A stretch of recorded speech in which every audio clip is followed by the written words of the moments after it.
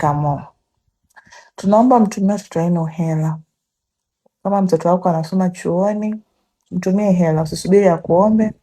Tunaomba tu umtumie hela. Watoto wenu wanakufa na njaa, lakini wanashindwa kuwaambia. Tunaomba watoto wenu wakirudi nyumbani, mwapeleke check up mara kwa mara. Mwafanyie check up angalau mara moja kwa likizo, kwa sababu wanakaribia kurudi, wengine wamesharudi. Mwapime. Wana ulcers kwa sababu ya kushinda njaa, wana stress, wana depression, mwapeleke kwa therapist. Mmewatraumatize, wameteseka, akili zao haziko sawa, wana magonjwa ya afya ya akili, wengine wana magonjwa makubwa ambayo wenyewe hamyafahamu na wao wenyewe hawayafahamu. Wapelekeni check up, mjue afya zao ziko vipi.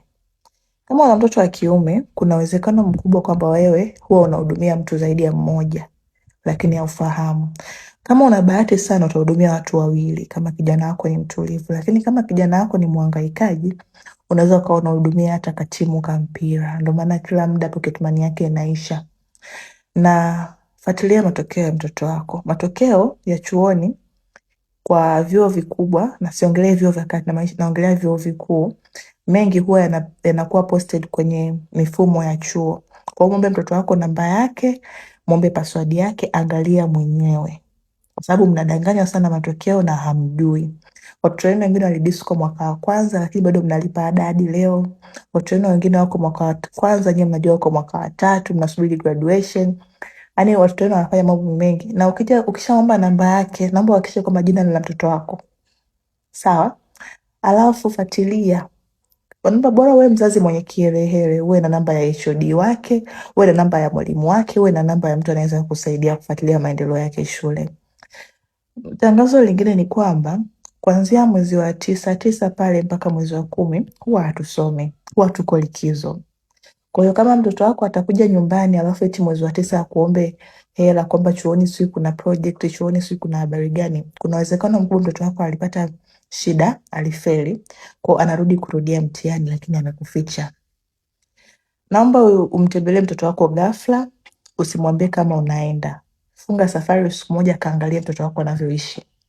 Especially wale ambao watoto wenu hamjai kuwaona, yani mliwapelekaga tu chuoni alafu hamjai kuwarudia tena. Naomba mfunge safari, mkawasalimie.